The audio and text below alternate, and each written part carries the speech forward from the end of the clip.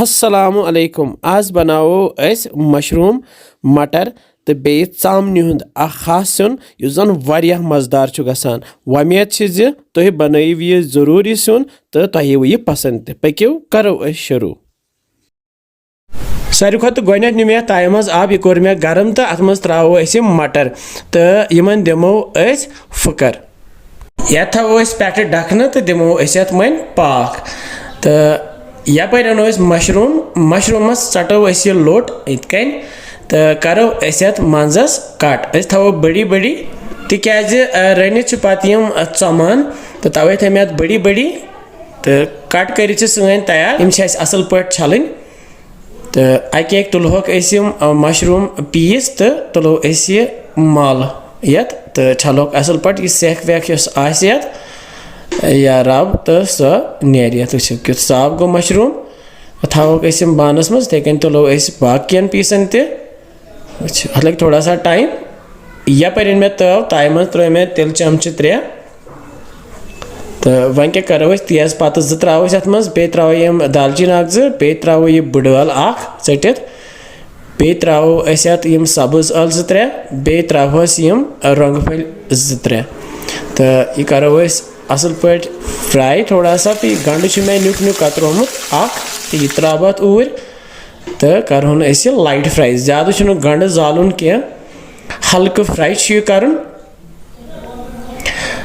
Hulk fry कर मे यम टमाटर 4 one नुक नुक कतरमित तो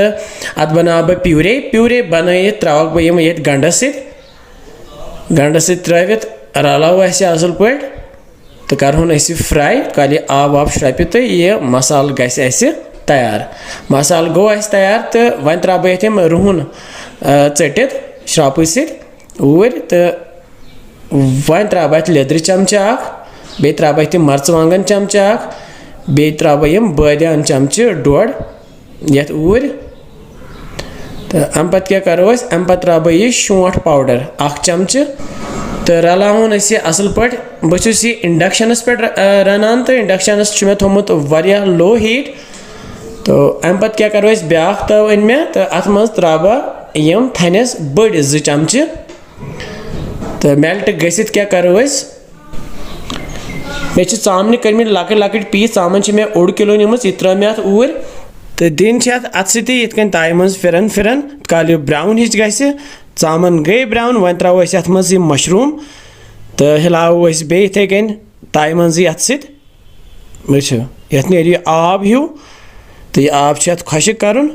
यह मजेदार सिन बे सहल ते रनुन ये सारी शौक सान खेवान युथ ये आब श्रपि तो वन त्रो अत मटर यम पाकनाए ऊर तो दिमो बे खलन खलन अत सती तव हिलाव इतकन तो अम पत त्रो अत मसाल तैयार करो तो अत त्रो मे थोड़ा रस कतर तो अम पत दिमो खलन खलन खलन खलन दित क्या करो वन यह त्रो थोड़ा आब कतर बे वारिया कम आब कतर तो आब कतर त्रित त्रो बह वन नून त्रो लास्टस तो 1.5 चमच त्रो मे तुम कूत खेवान अकॉर्डिंगली यह त्रो मे यह मीठ तन पाउडर कर मुश्किल फर वन थवो पे यह ढकन तो करहन अस तैयार 10 to 15 मिनट कल ये आब श्रपि वन करो चेक रस श्रप्योमुत माशाअल्लाह वो किस खूबसूरत मशरूम मटर पनीर बनो तुम वो रंग तुथ खोतमुत वो तो करो यह मटर चेक यम सनेमित बिल्कुल यम सनेमित क्या गोनेथ पाक बे दिमो थोड़ा सा फिरन वो तो अम पत करो इंडक्शन बंद तो सन मशरूम मटर पनीर तैयार अस त्रो पे वन दान वल अमी सजावन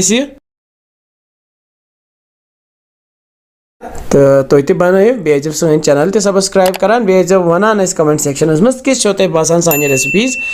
बे मेलो बे कैथन नया रेसिपियन सत तुत काल थो पन ख्याल बिहु रबस हवाल अस्सलामु अलैकुम।